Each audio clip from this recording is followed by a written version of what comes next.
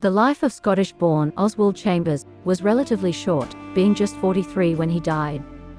Yet his legacy is immense and ongoing.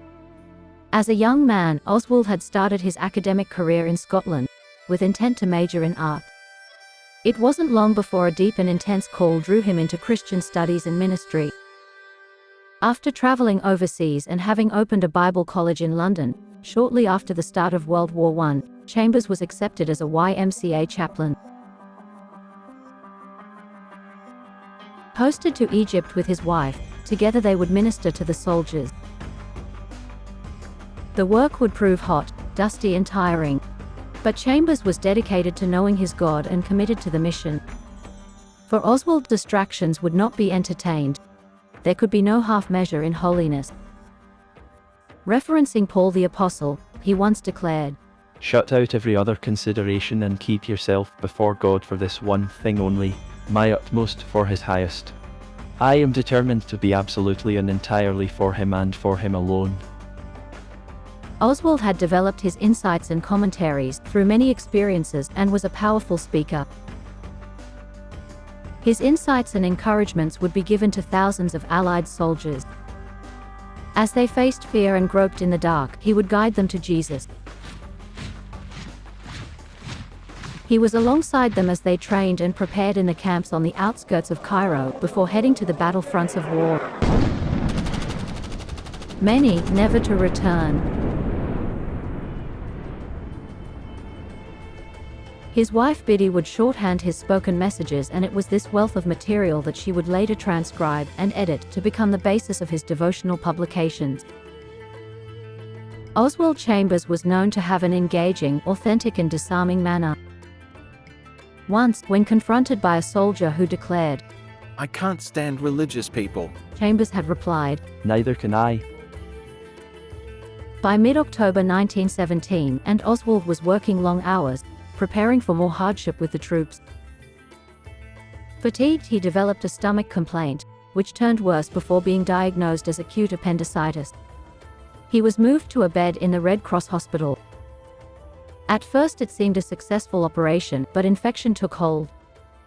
He fought back but died mid-November. Oswald Chambers was buried in Old Cairo with full military honors.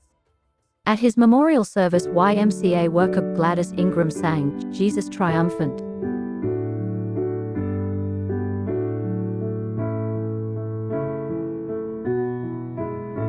Though Oswald Chambers left this world over 100 years ago, his authentic thoughts and teachings live on. An eternal legacy. Here now is just a short selection of some of his powerful insights.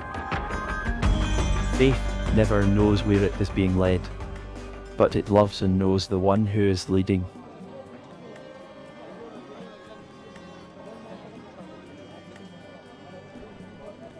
In the singing of the birds, in the love of human hearts, the voice of God is present. If only we had ears to hear the stars singing, to catch the glorious anthem of praise by the heavenly hosts.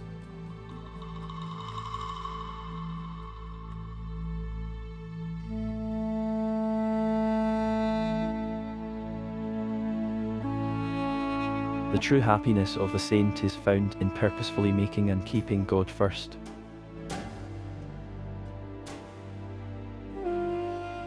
At times, God puts us through the discipline of darkness to teach us to heed Him.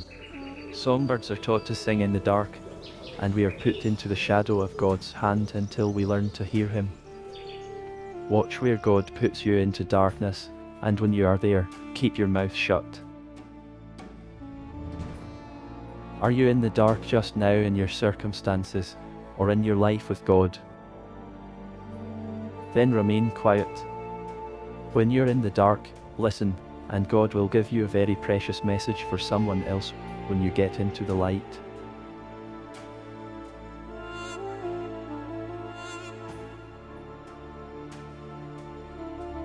When God gets us alone through suffering, heartbreak, temptation, disappointment, sickness, or by thwarted friendship. When He gets us absolutely alone, and we are totally speechless, unable to ask even one question, then He begins to teach us.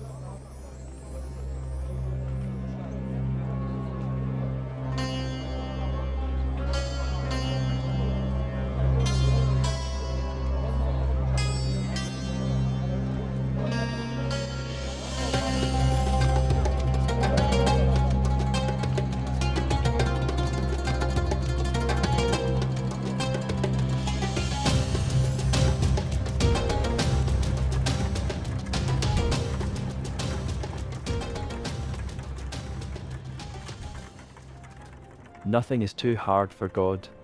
No sin too difficult for his love to overcome. No failure that he cannot make into a success.